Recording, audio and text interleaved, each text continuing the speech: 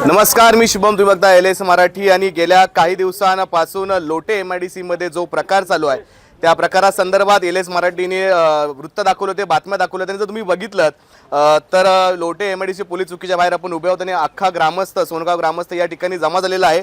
आज सकाळी केमिकल युक्त पाणी नाल्याला सोडण्यात आलं होतं आणि त्या पाण्यामध्ये जो कलर आहे तो पूर्णपणे चेंज झाला होता. गेल्या 2 दिवसापूर्वी देखील अशीच घटना झाली होती. सुप्रिया लाईफ कंपनीच्या जे कंपाऊंड आहे त्याच्यामधून घातक केमिकल हे सोडण्यात आलं होतं आणि ती घटना ताजी असताना आज सकाळी एक घटना घडलेली आहे. त्याच्यामध्ये सोनगाव लगत असलेल्या नाल्यामध्ये अतिशय घातक केमिकल सोडलं गेलं आहे आणि याचा आक्रोश म्हणून संपूर्ण गाव या ठिकाणी आलेलं आहे. आपण त्यांच्याशी बातचीत करणार आहोत की नेमकं प्रकरण काय आहे. अनेक महिला या ठिकाणी आलेल्या आहेत. कोकणामध्ये मुसळधार पाऊस आहे आणि ह्या मुसळधार पावसाचा फायदा घेत या गावकऱ्याच्या जीवाशी खेळतंय कोण, असा संतप्त सवाल या ठिकाणी त्यांनी उपस्थित केलेला आहे. आपल्या सोबत ग्रामस्थ आहेत आणि महिला देखील आहेत. काय सांगाल, नेमकं काय प्रकरण आहे, काय पहिली प्रतिक्रिया आहे? केमिकल आमच्या गावामध्ये सोडलेलं आहे. आमच्या शेती गुरांना त्याचा धोकादायक आहे, माणसांना पण धोकादायक आहे. आम्ही पाणी पियायचं का मारायचं हे तुम्ही आम्हाला निर्णय द्या. हे कधीपासून चालू आहे? हे पाणी बरेच वर्ष चालू आहे पण आम्ही त्याच्यावर दखल घेतलेली नाही, कारण आज पाणी तो भरपूर सोडण्यात आलेला आहे. त्याच्यामुळे आम्ही हे इथं उपोषण करणार उभे आहोत. अजून आपल्यासोबत काही महिला आहेत. काय सांगाल, काय प्रतिक्रिया आहे? असा वारंवार तुमच्या जीवाशी खेळ होतोय, काय सांगाल? बोला बोला बोला. असं खूप वर्ष म्हणजे झालं पाणी सोडलेलं. किती आम्ही लोकांनी इथे प्रयत्न केलेले MIDC मध्ये, पण त्यांनी दखल घेतलेलीच नाही. नेहमी गुरं वगैरे आमची खूप मेलेली आहेत. त्यांना सांगितलं बोला बोला. हा, गुरं मिळेल, बोला. हा, गुरं पण मेलेली आहेत. लोकांना पण त्रास खूप झाले आहे पाण्यामुळे. कोणाला उलटे असं सगळं सर्व. आमची शेती पण वाया गेली, शेती पण आमची पिकत नाही आहे त्याच्यामुळे. नक्कीच. एकंदरीत खूप नुकसान इथल्या ग्रामस्थांचं होत आहे. मासेमारी असेल, मासे व्यवसाय पूर्णपणे ठप्प झालेला आहे. अनेक केमिकल सोडून मासे मिळाले आहेत. शेती पूर्णपणे संपलेली आहेत. आपल्यासोबत बोलण्यासाठी अजून काही ग्रामस्थ आहेत. काय नेमकं प्रकरण आहे? तुम्ही अतिशय तीव्र नाराजी प्रशासनावरती व्यक्त केलेली आहात. आज तुम्ही शेकडो संख्येने ग्रामस्थ या ठिकाणी आलेला आहात. काय विषय आहे? विषय असा आहे की आज सकाळी 6 ते 7च्या दरम्यान आमच्या सोनगाव ग्रामस्थांनी ओढ्याला पाणी बघितलं आणि हे पाणी मागील 10 दिवस जवळजवळ पाऊस चालू झाल्यापासून रोजच त्या ओढ्याला केमिकलयुक्त पाणी येतं आहे. आणि ते एवढं केमिकलयुक्त पाणी होतं की कधी कधी ओढ्यात तिथे जवळ उभं राहता येत नाही.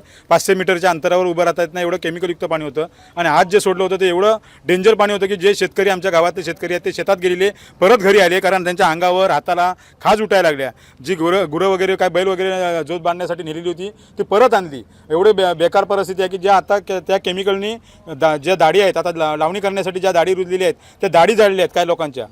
हां, आणि एवढं केमिकलयुक्त पाणी, खेकडे मेले आहेत, मासे मेले आहेत, असं केमिकलयुक्त पाणी सतत या ओढ्याला चालू आहे. मागील 10 ते 12 वर्ष आमची रोजची ओरड आहे. पण आज जे काय सोडलं ते खूप घातक सोडलं आहे. आणि आमच्या प्रशासनावर एवढी नाराजी आहे की जर वेळ पडल्यास आजचा हा निर्णय नाही झाला तर आम्ही उपोषणाला बसायला तयार आहोत.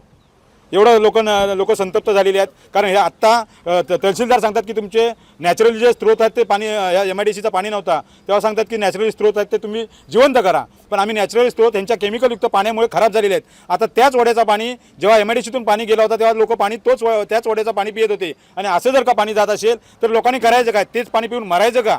अशी प्रश्न आमच्यासमोर उभा राहिलेला आहे. म्हणजे जगू पण नको आणि मरू पण नको अशी परिस्थिती आहे. कारण नोकऱ्यासुद्धा जे परमनंट नोकऱ्या पाहिजेत किंवा ज्या इंडस्ट्रीमध्ये ज्या प्रकारे नोकऱ्या पाहिजेत त्या प्रकारे आमच्या लोकांना नोकऱ्या पण मिळत नाहीत.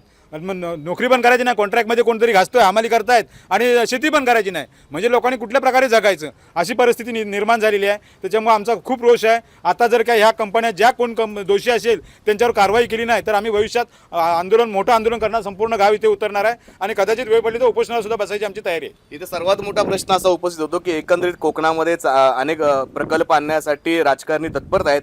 म्हटलं जेव्हा असा जीवाशी खेळ होतो तेव्हा कोणताही राजकारणी या ठिकाणी सज्ज नाही अशी ग्रामस्थांचा एक विचार, ग्रामस्थांचा असा आरोप आहे की आतापर्यंत जेवढे राजकारणी झाले त्यांच्यापर्यंत ह्या गोष्टी पोहोचवल्या पण त्यांनी कोणत्याही प्रकारची दखल या ठिकाणी घेतली नाही आहे. काय पहिली प्रतिक्रिया आहे?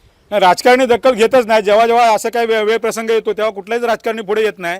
पाठीमागून काय सहकार्य करतात, कारण प्रत्येकाचे काय लागेबंदी असतील ते त्यांना माहिती. हे आम्हाला जनतेला काय माहिती पडत नाही. परंतु ज्या प्रकारे लोकांनी रोज उठवल्यावर लोकांनी जो काय लोकप्रतिनिधीने ऑब्जेक्शन घ्यायला पाहिजे किंवा त्या प्रकारे जो काय विषय उठवायला पाहिजे तो कोणच उठवत नाही आणि त्यामुळे लोकांमध्ये रोज जास्त निर्माण होतो. आपल्यासोबत बोलण्यासाठी अजून काही ग्रामस्थ आहेत. काय सांगाल, आजचं परिस्थिती काय होते, नेमका विषय काय होता आणि सर्वात पहिली तुमची मागणी काय आहे? आमची मागणी आहे, ज्या 6 कंपन्या आहेत आणि ज्यांना जी क्लोजर दिले ती क्लोजर लवकर उठवायची नाही आणि जर उठवायची असेल तर आम्हाला ग्रामस्थांना विश्वास घेतल्याशिवाय उठवायची नाही.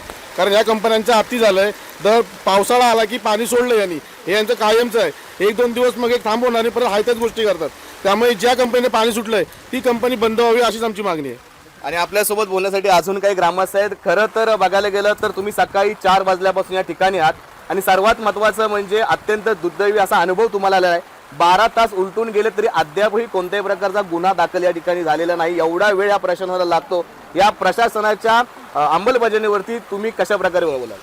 कारण इथल्या सर्व MIDCला आणि MIDC चालवत असलेल्या सर्व कंपन्यांना सवय झालेली आहे की दरवर्षी जेव्हा पाऊस येतो तेव्हा त्यांची चंगी होते आणि ते पाऊस आल्याच्या नंतर साठवलेलं जे पाणी आहे ते आमच्या ओढ्यामध्ये आमच्या शेतामध्ये हे दरवर्षी येतं. परंतु मी तुमच्या मीडियाच्या माध्यमातून मी आवाहन करेन की अशा पद्धतीची ही दडपशाही आम्हाला चालणार नाही आहे. कोण करते नेमकी दडपशाही? इथले ह्याचे अक्का भरपूर आहेत. इथे तुम्ही जर म्हणाल तर अक्का बरेच आहेत. 2 दिवसापूर्वी प्रकार झाला, आपल्या माध्यमातून दाखवला. हा सकाळपासून प्रकार चालू आहे, हे सुद्धा आपल्या माध्यमातून चालवतोय. परंतु ह्याच्या पुढे अशा पद्धतीचे आम्ही प्रकार खपवून घेणार नाहीत. वेळ आली तर आम्ही लोकशाही मार्गाने जे ह्या MIDCवरती जे प्रकार घडवायचे आहेत तशा पद्धतीने आम्ही नक्की घडवू. आणि असले आम्हाला कारखाने आम्हाला नकोच आहेत. आम्हाला सुरळीत जीवन जगायचं आहे.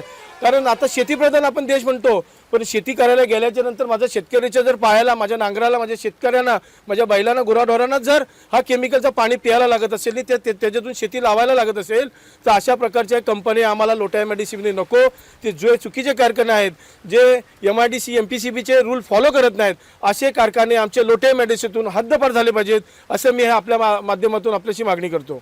नक्कीच जर बघायला गेलात तर अतिशय संतप्त अशी भावना आहे. कारण जर बघायला गेलं तर आज सोनगाव असेल, लोटा MIDC असेल, इथं हजारो नागरिक आणि स्थानिक नागरिक इथं वास्तव्य करताना त्यांच्या जीवाशी खेळण्याचा अधिकार या कंपन्यांना दिला कोणी, असा संतप्त सवाल या ठिकाणी ग्रामस्थ करत. एकीकडं ग्रामस्थांचा असा आरोप आहे की जर आमच्या जीवाशी खेळ होत असेल तर अशा कंपन्या नको. एकीकडे शेती मरते, एकीकडे मत्स्य व्यवसाय मरतो आणि एकीकडे आता माणूस देखील मरायला लागलाय. आणि जर माणूस आणि जर आमचा ग्रामस्थ मरत असेल, मग अशा ग्रामस्थ जो मरत असेल, मग ह्या मारणाऱ्या लोकांवरती कारवाई कोण करणार, असा देखील सवाल इथल्या ग्रामस्थांनी उपस्थित केलेला आहे.